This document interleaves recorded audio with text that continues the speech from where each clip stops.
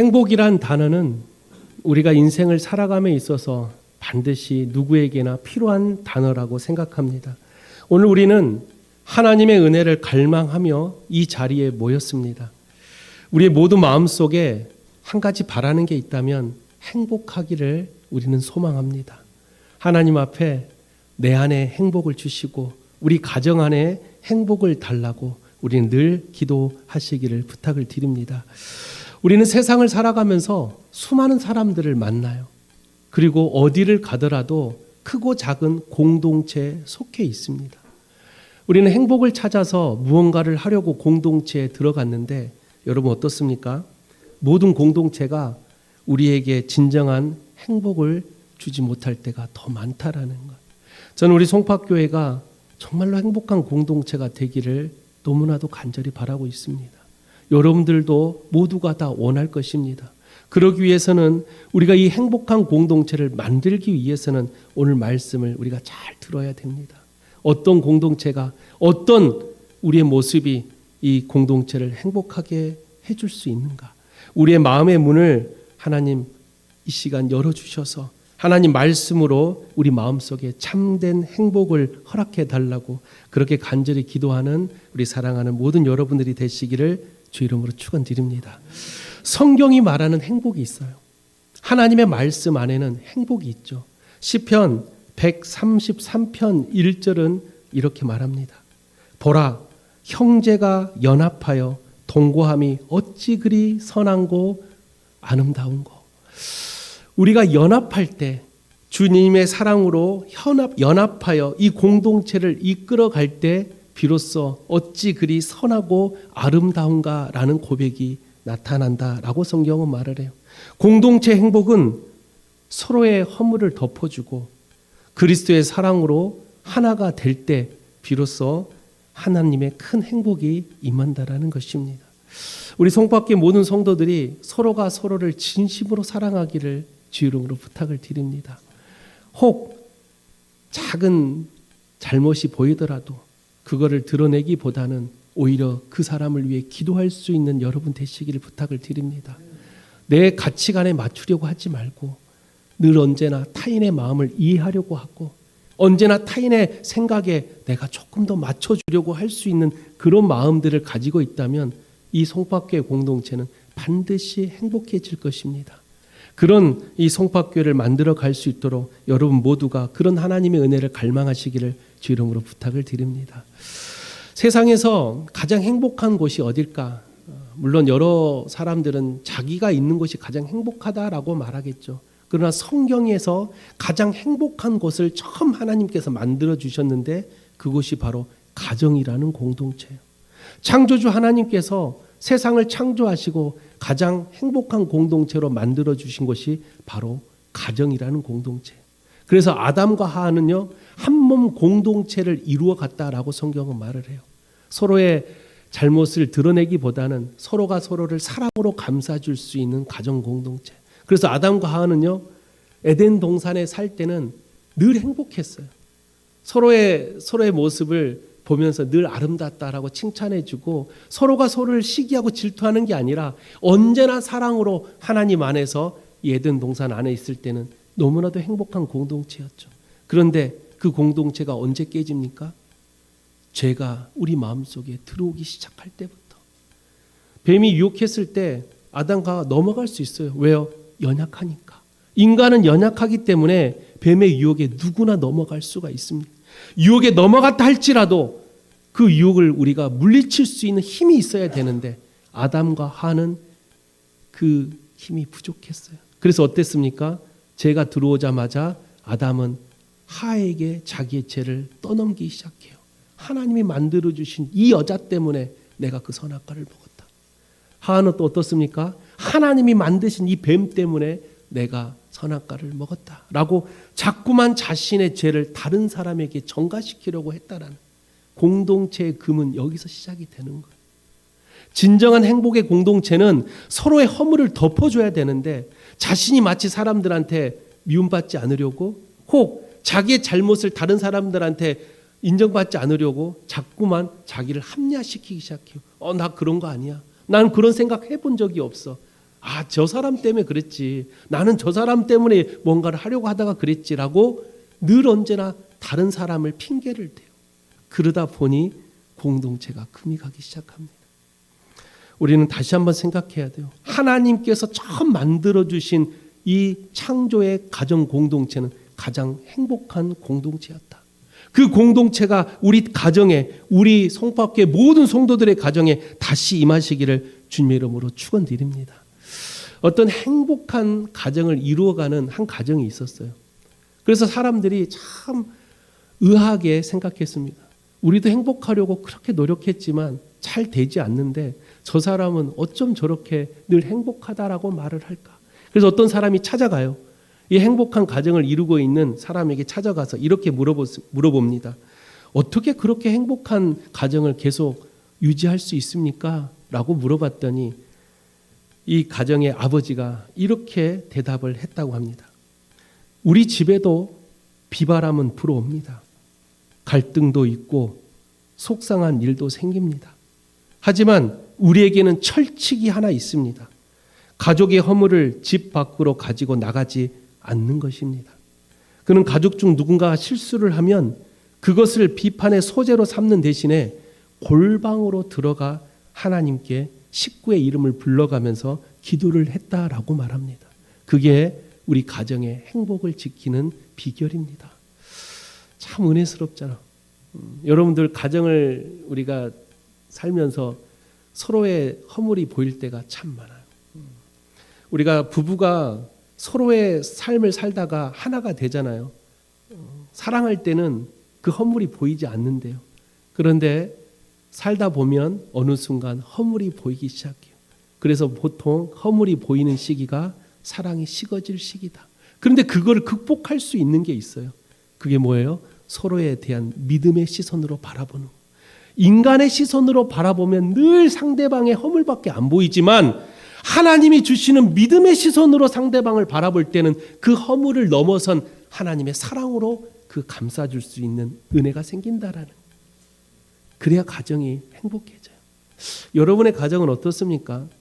여러분의 가정에는 믿음의 시선으로 서로를 바라보고 있습니까? 혹 목사님 그렇게 하고 싶은데 제 남편은, 제 아내는 예수를 믿지 않아요. 저는 늘 행복해지려고 노력하는데 상대방은 늘 행복을 깨려고만 해요. 라고 생각하는 것 자체가 잘못된 생각이에요. 행복의 시작은 오히려 자기 자신을 더 겸손하게 내려놓는 것. 내가 무언가를 해서 가정을 행복하게 만드는 것이 아니라 그 가정의 행복을 위해 내가 더 헌신하고 내가 더 수고하고 내가 더 상대방에게 먼저 손을 내미는 거예요. 그런 가정의 행복이 유지가 된다면 저는 교회 공동체도 똑같다라고 생각을 합니다. 교회 공동체가 가장 행복해지려면 교회 안에서 누구의 허물을 바라보는 게 아니라 주님의 시선으로, 믿음의 시선으로 성도들을 서로 바라본다면 그 사람을 위해 오늘 또 나는 기도하고 있는 나의 모습을 바라볼 수가 있어요. 그런 모습이 한 사람 두 사람이 많아질 때 그 교회는 반드시 행복해진다라는 것을 꼭 기억하시기를 주 이름으로 축원드립니다. 바울 사도는 에베소서 4장 2절 3절에 이렇게 말씀을 하고 있습니다. 모든 겸손과 온유로 하고 오래 참음으로 사랑 가운데서 서로 용납하고 평안에 매는 줄로 성령이 하나 되게 하신 것을 힘써 어떻게 하라고요? 지키라라고 말을 해요. 우리가 할 수 있는 것은 내가 가정을 행복하게 만드는 것이 아니라 하나님의 사랑으로 그들을 더 섬겨주고 온유하고 오래 참음으로 서로를 용납하고 평안에 매는 줄로 성령이 하나 되신 것을 우리는 지키려고 노력한다라는 거예요. 그게 진정한 행복한 공동체를 유지할 수 있는 비결입니다. 저는 우리 송파교회 모두가 그런 행복한 공동체를 모두가 서로 유지하려고 노력하는 우리 모든 성도들이 되시기를 주 이름으로 축원드립니다. 가정은요, 하나님께서 이 땅에 남겨주신 작은 천국이다라고 말을 해요. 근데 그 가정이 불행하다면 얼마나 우리 마음이 힘들까? 우리가 가정이 하나님의 작은 천국이라고 말을 하지만 가정에 가면 늘 마음이 어렵고 서로의 허물만 들춰내는 그런 가정에 살고 있다면 얼마나 하루하루가 지옥 같을까? 우리가 진정한 행복한 가정을 만들고 행복한 교회 공동체를 만들기 위해서는 이곳이 하나님께서 허락하신 천국이다라고 그렇게 생각해 보십시오. 그 천국을 만들어 가기 위해서는 반드시 나의 먼저의 수고와 헌신이 필요하다라는 것이죠.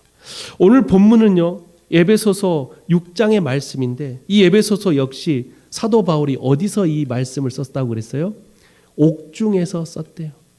에베소 성도들에게 보낸 옥중 서신이 바로 오늘 우리가 묵상한 에베소서 6장입니다. 당시 에베소라는 이 도시는 큰 도시였어요. 그러다 보니까 아르테미스 같은 이 우상을 섬기는 신전들이 즐비했죠.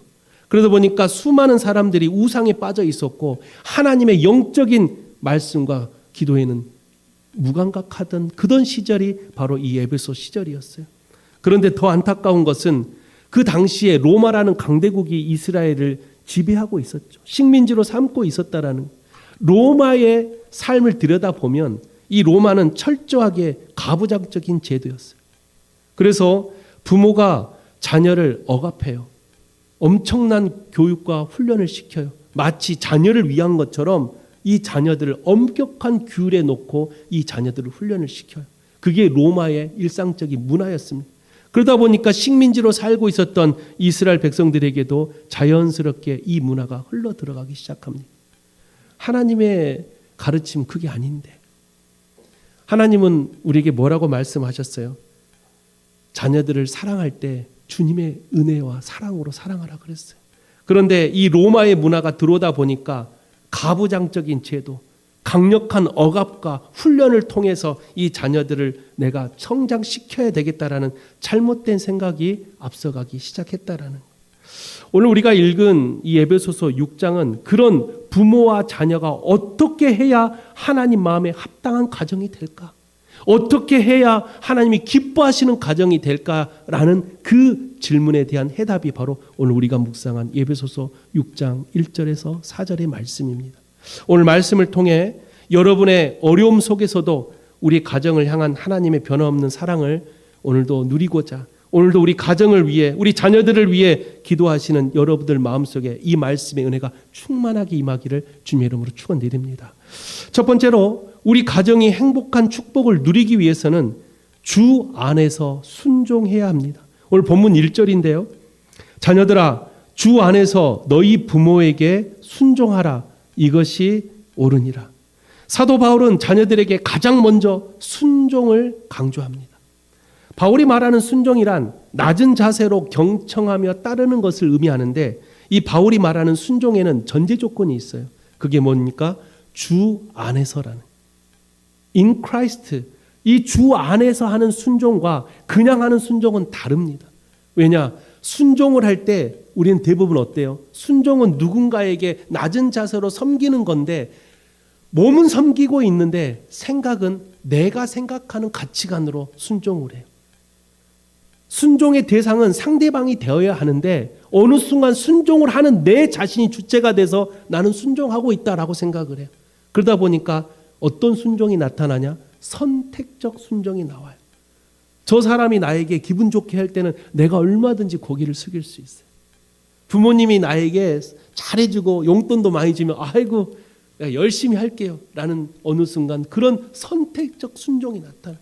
그러다가 관계가 깨지고 상대방이 나를 기분 나쁘게 하면 그 다음 어떻게 해요? 순종이 아닌 화가 나요. 순종이 아닌 불순종으로 임하게 됩니다. 왜 그래요? 순종의 주체가 어느 순간 내가 돼요. 원래 순종은 하나님께 향하는 그 대상이 하나님이 되어야 되는데 순종을 하면서 내 생각으로 기분 좋을 때는 순종하고 기분이 나쁠 때는 순종하지 않는 선택적 순종을 하다 보니 순종의 의미가 퇴색되었다는 거예요. 성경은 그렇게 가르치지 않습니다.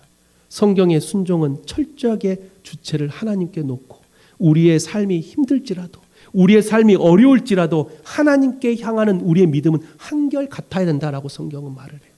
그게 진정한 순종이고 그게 우리 가정을 행복하게 만드는 가장 좋은 공동체의 모습이라는 거예요. 우리의 순종은 너무나도 연약하죠. 저도 순종을 늘 하려고 노력을 하지만 잘 되지 않아요. 왜 안 될까? 늘 기분이 좋고 환경이 내 삶에 딱 맞았을 때는 뭐든 못합니까? 여러분들은 어땠습니까? 어렸을 때 부모님께 순종을 할 때 언제 열심히 순종해요? 뭔가 선물을 줄 때. 저는 어렸을 때 어린이날이 되면 그 과자가 들어있는 박스가 있어요. 롯데에서 나온 이 과자 박스가 있는데 그 과자 박스가 눈앞에 있으면 이제는 뭐든지 순종을 합니다. 근데 그게 받고 나면 그 다음부터는 똑같은 일에도 순종하지 않아요. 또 언제 또 순종했냐면 제가 어렸을 때 되게 몸이 약했어요. 빼짝 말라서. 그래서 어느 날 이 보신탕을 먹인다고 어머니가 집에 기르는 우리 사랑스러운 강아지가 어느 날 안 보이더라고. 그래서 밥을 먹는데 뭔가 이상해. 그래서 이게 뭡니까 했더니 소고기래. 하나 딱 먹었는데 뭔가 느낌이 세. 나중에 알고 봤더니 그거야. 어때요? 그냥 짜증을 내고 울고 불고 난리죠.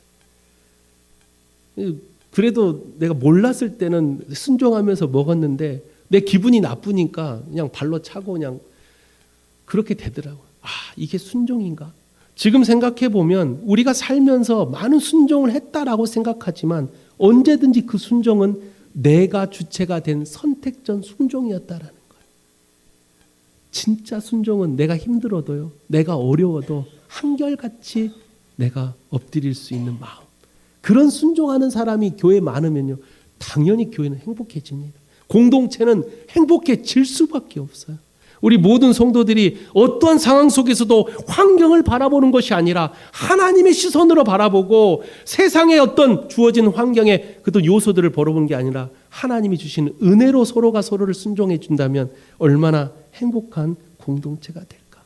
그래서 우리가 바울 사도는 순종할 때 어디서 순종하라고요? 주 안에서 순종하라는 거예요. 우리의 순종은 늘 변하잖아요. 그러나 주님 안에서 순종은 변하지가 않아요. 왜요? 주님은 변함이 없으신 분이기 때문에. 할렐루야. 그래서 히브리 기자가 히브리서 13장 8절에 이렇게 말씀하시죠. 예수 그리스도는 어제나 오늘이라 영원토록 동일하시느니라. 할렐루야. 주님은 변함이 없으셔요. 주님은 늘 한결같이 우리에게 다가오시고 늘 한결같이 우리를 사랑해 주세요. 그러나 우리의 사랑은 늘 시시각각 무쌍한 바람처럼 변하죠. 우리의 마음이, 우리의 시선이 주님 안에 있을 때 우리가 변하지 않는다면 여러분의 순종 또한 주 안에서 하는 순종이 되시기를 주님의 이름으로 축원드립니다. 부모님의 말씀을 우리가 순종한다라는 것은 부모님 말씀을 내가 따라야 되겠다라는 내 믿음의 순종이 먼저 있어야 돼요. 그걸 들어보고 순종이 아니에요. 그건 순종이 아닙니다. 부모님의 말씀을 들어보고 나서 순종하는 게 아니라 어떤 말씀을 하더라도 내가 순종하겠습니다 라는 그 마음을 가진 게 순종의 시작이에요. 근데 우리는 어때요? 순종하면 행동으로 보여줘야 야, 이 사람, 이 친구, 이 아들, 내 자녀들 순종 열심히 하고 있네 라고 생각해요. 아닙니다. 순종은 마음에서부터 시작이 되어야 돼요. 눈에 보이는 행동은 그 다음입니다. 진정한 순종은 내가 어떤 말씀을 하더라도 내가 따르겠습니다라는 그 마음의 우선순위가 되지 않으면 언제든지 선택적 순종으로 변질됩니다. 따라서 우리 성법계 모든 성도님들은 어떠한 상황 속에서도 순종할 수 있는 그런 믿음의 겸손한 사람들이 되시기를 주님의 이름으로 축원드립니다. 두 번째로 우리 가정의 행복한 축복을 누리기 위해서는 약속 있는 첫 계명을 지켜야 합니다. 오늘 본문 2절에서 3절인데요. 내 아버지와 어머니를 공경하라.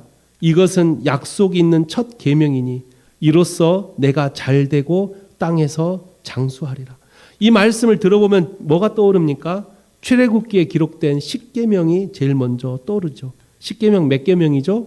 5계명이 떠오릅니다. 이 계명에는 두 가지 핵심적인 약속이 포함되어 있어요. 첫 번째는 형통함의 복이 약속이 포함되어 있습니다.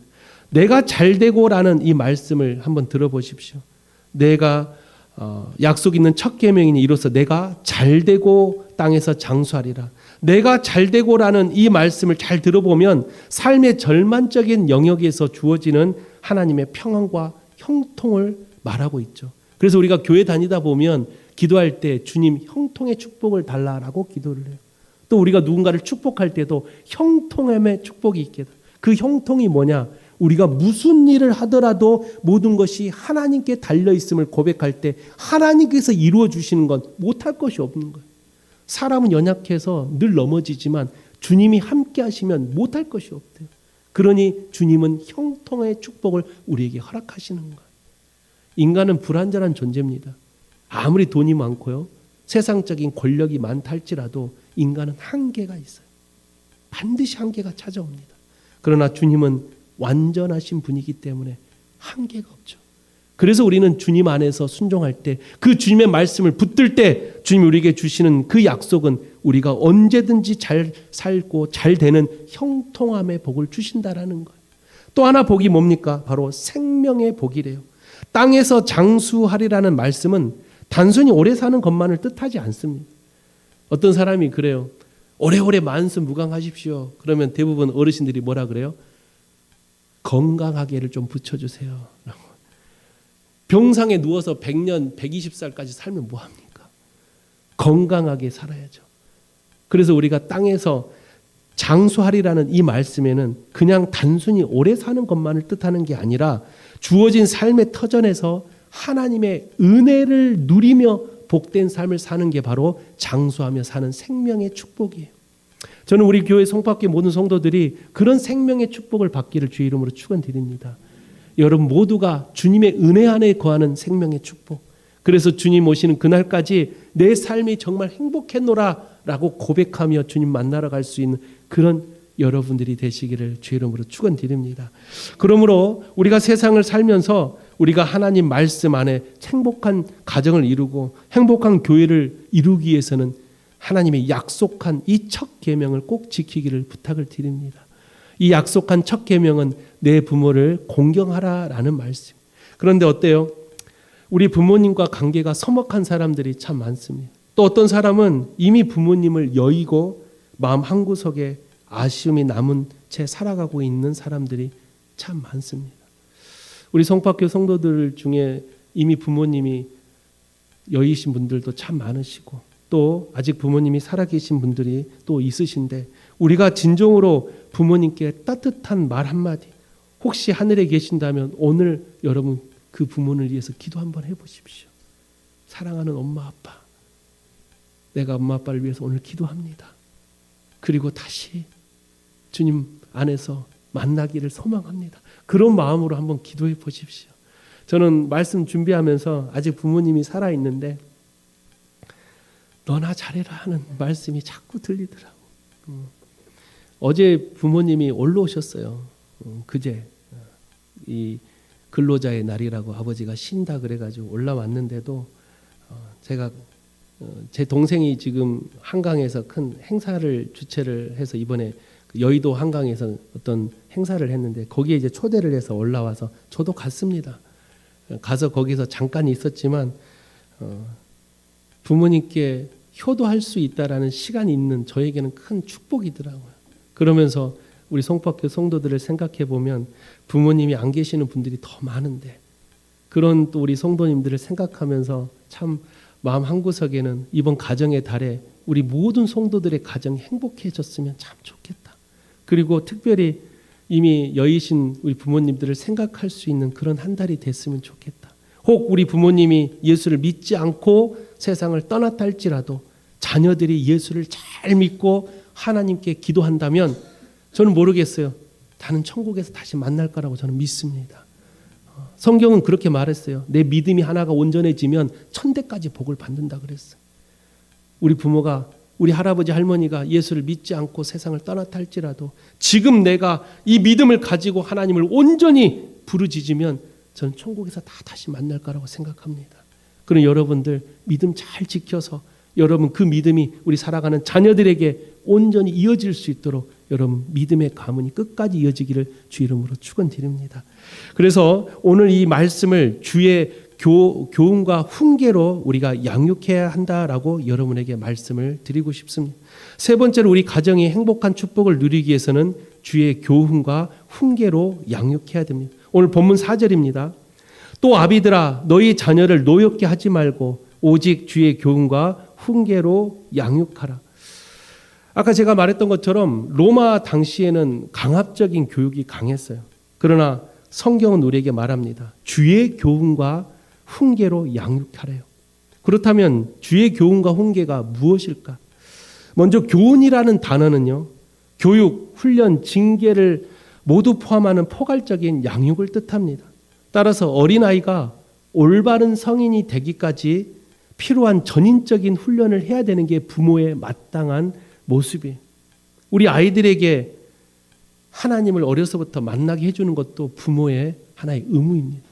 아까 우리 어린이 성장 보고 영상을 우리가 함께 봤는데 이 아이들에게 어렸을 때부터 하나님 말씀을 주어지고 하나님을 사랑한다라고 고백하게 하고 하나님을 찬양하게 할 수 있는 게 부모로서 가장 성경적인 양육의 방법이라는 거예요. 그래서 부모들은 이 아이들을 교훈으로 삼을 때는 반드시 어떠한 어려움 속에서도 이 아이들을 하나님 안에서 훈련하고 교육시킬 수 있는 그런 우리 부모들이 되시기를 주 이름으로 부탁을 드립니다. 또 하나는 훈계라는 단어는요, 마음에 두고 정신을 차리게 하다라는 뜻에서 유래를 했대요. 그래서 훈계라는 것은 권면의 말씀. 우리가 자녀들을 앉혀놓고 권면을 많이 하죠. 아들아, 딸아, 이렇게 우리가 살았으면 좋겠다 라고 그렇게 말하면 여러분의 자녀들은 뭐라고 말합니까? 엄마 아빠나 잘해. 그런 말 하기 전에 엄마 아빠나 잘하세요 라고 말은 않겠지만 그런 생각을 하는 자녀들이 참 많다라고 생각해요. 제가 리서치 조사에 갔을 때 가장 충격적이었던 건 우리나라의 아이들이 한 해에도 2만 명씩 교회를 떠난대요. 그 아이들이 왜 떠나는가 리서치 조사를 했어요. 그 조사의 첫 번째 80%가 부모 때문에 교회를 떠난대요. 교회를 다니고 있는 부모 때문에 자녀들이 교회를 떠난다라는 거예요. 왜 그럴까?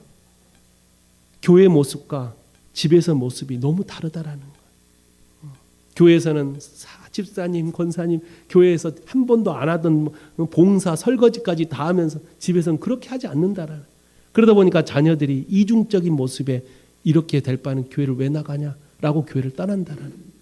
그래서 우리가 잘 알아야 되는 건 우리가 아이들과 신앙적으로 가정을 행복하게 만들기 위해서는 반드시 부모와 자녀가 하나님 말씀의 거울 앞에 같이 서 있어야 돼요.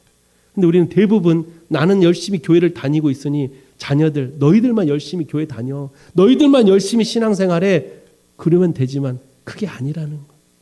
언제든지 우리는 하나님 말씀이라는 거울 앞에 부모와 자녀가 함께 서 있어야 돼요. 우리가 옛말에 유명한 말이 있죠. 부모는 자녀의 거울이다. 여러분의 말 한마디, 행동 하나가 자녀들이 다 보고 있다라는 거예요. 여러분이 열심히 신앙생활하고 여러분이 가정을 위해서 늘 언제나 자녀들에게 주님의 이름으로 사랑함으로 섬겨주고 그 아이들을 아껴준다면 그 자녀들은 알아서 하나님을 만날 거예요. 그러나 우리가 그렇게 하지 않으면서 교회를 다녀라, 그렇게 하지 않으면서 예수 믿어라라고 강조하는 것은 아이들에겐 전혀 마음을 열지 못한다라는 거예요. 우리가 진정한 행복한 가정을 우리가 유지하기 위해서는 반드시 주의 교훈과 훈계로 하라는 거예요. 근데 어느 순간 주의 교훈과 훈계가 나의 훈계와 교훈으로 바뀔 때가 많아요. 부모가 가진 고정관념, 부모가 가진 가치관, 부모가 가진 생각과 지식으로 자녀들을 훈계할 때가 더 많다라는 거예요. 세상은요, 시대가 변할수록 자녀들은 우리가 살고 있는 세상이 아니래요. 저도 이 말씀을 준비하면서 저를 다시 한번 돌아봤어요. 저도 되게 가부장적입니다. 저는 되게 가부장적이고 자녀들이 올바르게 신앙생활을 하면서 세상에 이런 나쁜 문화 습관들을 안 했으면 좋겠다라고 늘 그렇게 말을 해요. 우리 첫째 딸이 대학을 갔어요. 제가 우리 딸하고 약속한 게 있어요. 어떤 상황 속에서도 주일은 빠지지 않아야 된다. 학교에서 가는 MT, 친구들과 하는 모임, 그 어떤 모임도 나는 허락하지 않겠다. 주일을 절대 빠지지 않는 그 조건. 그 대신 나머지는 너가 성인이니 알아서 다 해라. 그렇게 약속을 했어요. 그런데 지지난주에 안 왔죠, 교회. 우리 첫째 딸이. 저랑 대판 싸웠습니다. 우리 딸은 이제 약속이 있었대요. 맡고 있는 학교에서 무슨 임원을 하나 봐요. 뭘 하는데 거기에서 충남으로 어떤 훈련을 나간대요. 우리 딸이 뭐 하냐면 배구부 매니저래. 배구부를 이끄는 매니저예요. 근데 그 배구가 시합이 있어서 충남으로 내려간대. 그래서 제가 강력하게 안 된다. 너는 주일을 올라와야 된다. 결국은 안 왔죠. 엄청나게 혼냈습니다. 그리고 말씀을 준비하면서 얼마나 내가 반성을 많이 했던지. 진정한 주의 교훈과 훈계로 내가 했는가? 아니면 내가 가진 생각과 내가 가진 가치관으로 훈계를 했는가? 정답은 내 생각이었어요. 내가 가진 가치관으로 자녀들을 훈계하고 있더라고요. 우리 성밖에 모든 성도들에게 저는 권면합니다. 우리가 자녀들을 훈계하고 권면할 때는 반드시 주님의 교훈과 훈계로 하시기를 부탁을 드립니다. 내 가치관은 요즘 살아가는 세상의 아이들과 가치관이 너무 달라요. 우리가 살았던 세상과 자녀들이 살고 있는 세상은 너무나도 다릅니다. 그런 세상이 다른 속에 내가 기억했던 신앙의 훈련들, 저는 요즘 목회하면서도 그런 생각을 참 많이 합니다. 제가 배웠던 신앙의 훈련들을 가지고 송파교회 성도들한테 그 신앙의 훈련을 자꾸만 대입시키려고 해요. 그러다 보니까 자꾸 충돌이 일어나요. 그런 생각을 요즘 제가 많이 해요. 제가 신앙생활 할 때는 주일 빠지는 건 저는 밑에서 검은 그림자가 데리고 갈 줄 알았어요. 그렇게 신앙생활 했어요. 주일 빠지면 죽는다고 생각해서 지옥 가는 줄 알았어요. 하나님이 우선순위에 놓고 청년 때 신앙훈련할 때 교회에서 토요일 날 주일은 아예 하나님 앞에 온전히 드렸어요. 주일은 하나님의 것이니 아침부터 저녁까지 교회 살면서 하나님만 섬겼어요. 그렇게 신앙훈련을 하면서 저는 그렇게 자랐어요. 그리고 목사가 되고 담임 목사가 돼서 교회 성도들을 신앙훈련 시킬 때 어떻게 시켜야 되나? 오직 하나님 우선순위에 놓고 주일은 하나님께 드려라. 그렇게 저는 늘 목회하면서 가르쳤어요. 그런데 시대가 정말 많이 변했어요. 그렇게 훈련을 시키는 목사들은 인기가 없어요. 어떻게 하는 게 맞는가? 저는 늘 고민하고 있습니다. 지금도 신앙적인 충돌이 많이 일어나요. 더 강한 훈련을 통해서 우리 성도들을 하나님 안에 더 은혜를 주고 싶은데 이게 참 어렵습니다. 잘 되지 않아요. 어떻게 하는 게 올바른 방법일까? 어떻게 하면 하나님이 기뻐하시는 우리 성파교회가 될까? 늘 고민하고 또 고민하지만 잘 되지 않습니다. 저는 여러분에게 다시 한번 말씀을 드립니다. 하나님의 사랑과 하나님의 은혜는 누군가 만드는 것이 아닙니다. 스스로가 만들어 가야 됩니다. 여러분 스스로가 행복한 가정, 행복한 교회 공동체를 만들어 갈 수 있어야 된다는 것이죠. 저는 그런 말씀을 하나님께 간구하고 성도들에게 이 말씀을 전달함으로써 선택은 여러분이 하는 것입니다. 제가 여러분을 강압적으로 신앙훈련을 시킬 수 없어요. 저는 말씀을 증거하고 선택은 여러분이 하는 것입니다. 여러분의 그 마음속에 하나님을 우선순위에 두고 살아가는 행복한 여러분이 되시기를 주 이름으로 축원드립니다. 그래서 여러분의 가정 또한 저는 행복해지기를 지금도 기도하고 있습니다.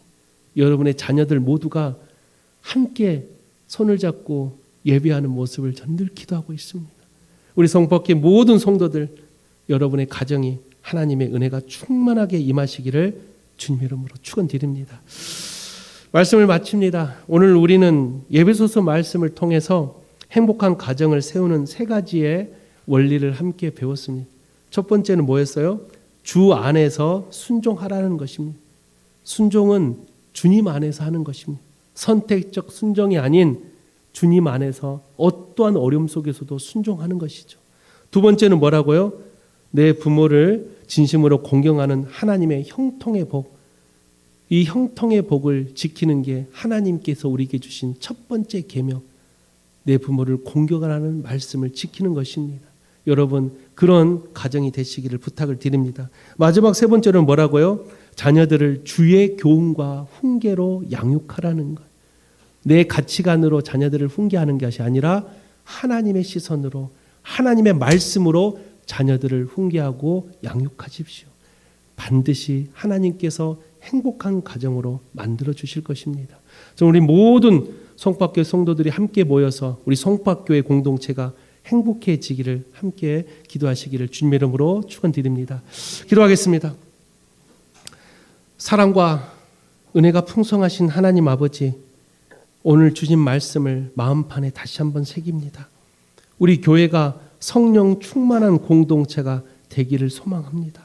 우리 사랑하는 모든 성도들의 마음속에 겸손의 믿음을 허락해 주시고 순종의 마음을 허락해 주셔서 주님의 시선으로 성도들을 서로 바라보고 주님의 시선으로 우리 자녀들을 바라볼 수 있도록 우리에게 특별한 믿음을 허락하여 주시옵소서.